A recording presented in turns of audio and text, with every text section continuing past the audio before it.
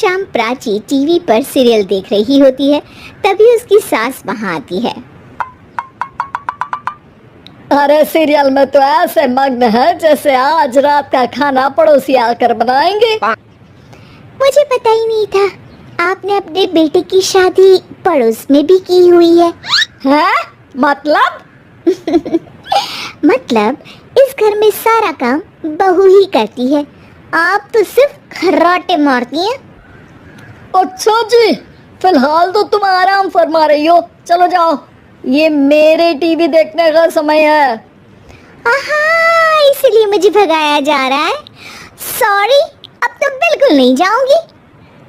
प्राची की इस बात पर दोनों सास बहू के बीच टीवी रिमोट के पीछे बच्चों जैसी छीना झपटी शुरू हो जाती है, जिसके बीच श्लोक भी काम से घर वापस आ जाता है।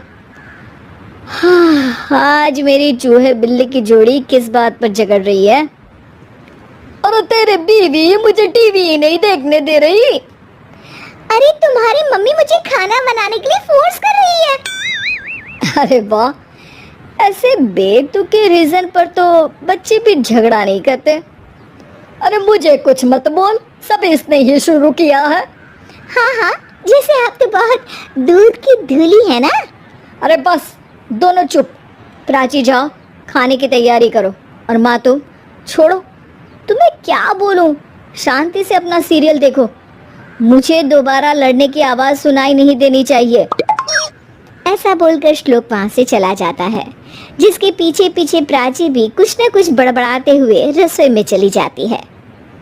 हाँ हाँ, सासू जी को तो कुछ बोलेंगे ही नहीं, बस मुझ पर ही हुक्म चलता है, खाना बनाओ, जैसे मैं इनके घर में खाना बनाने के लिए आई हूँ। इसी तरह शाम बीतती है और रात को श्लोक और प्राची की सास खाना खाकर सोने चले जाते हैं, लेकिन प्राची गुस्से में कुछ खाए बिना काम में ही लगी रहती है। इस घर में किसी को घंटा फिक्र नहीं पड़ता, मैं खाऊं या भूखी रहूं। प्राची कुछ देर के लिए रसोई से बाहर जाती है और जैसे ही वापस आती है तो वहां दूध का भरा ग्लास देखकर हैरान रह जाती है। फिक्र पूरी है, बस दिखाना नहीं है। प्राची दूध पीकर सोने चली जाती है और अगली सुबह एक बार फिर सास बहू का कार्टून नेटवर्क स्टार्ट हो जाता है।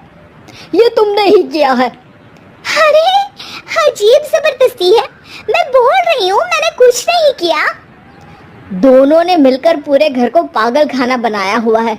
यहाँ कोई नॉर्मल इंसान तो रह ही नहीं सकता, इसीलिए अब पड़ोसी क्या रिश्तेदार भी घर आने से कतराते हैं।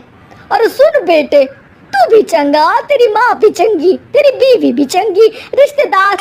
हाँ जी, आपको नहीं पता क्या, गंगाधर ही शक्तिमान है, रिश्तेदार ही। हाँ हाँ, बस समझ गया। कभी जानवरों जैसे लड़ेंगी तो कभी जुगलबंदी करेंगी। भाई मैं आप दोनों के बीच में नहीं फंसना चाहता।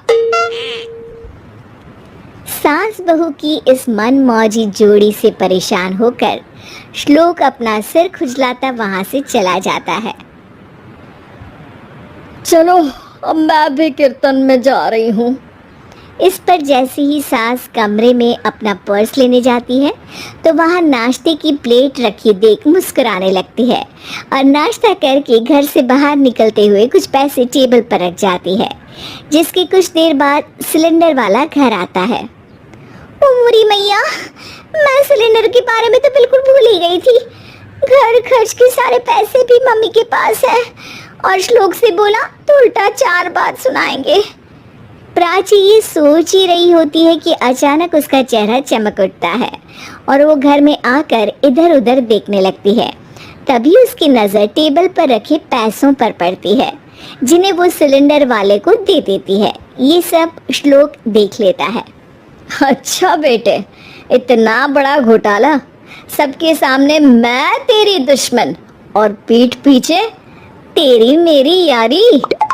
इस पर श्लोक एक प्लान बनाता है और शाम को सब एक साथ बैठे होने पर बोलने लगता है। माँ, तुम दोनों की बहुत लड़ाई होती है, इसलिए मैं सोच रहा हूँ कि प्राची को उसके घर छोड़ाऊं। इससे वो भी खुश रहेगी और तुम भी। अचानक श्लोक की ये बात सुनकर सास बहू शौक से उसकी तरफ देखती है।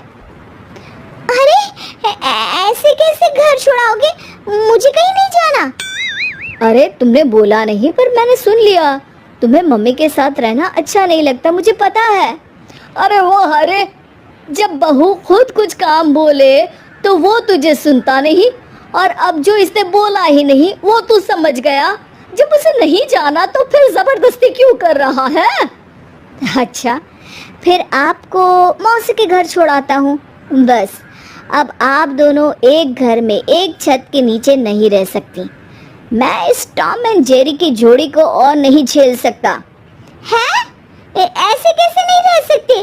तुम्हें इतनी दिक्कत है तो तुम्हारा बोरिया बिस्तर पैक कर देती हूँ, लेकिन मम्मी जी कहीं नहीं जाएंगी। बिल्कुल यही सुनना था मुझे।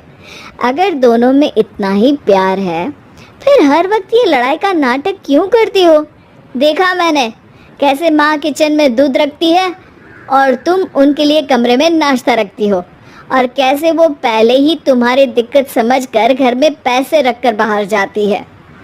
अरे भाई, इतना ड्रामा तो डेली सोप में भी नहीं होता जितना तुम दोनों ने इस घर में फैलाया हुआ है।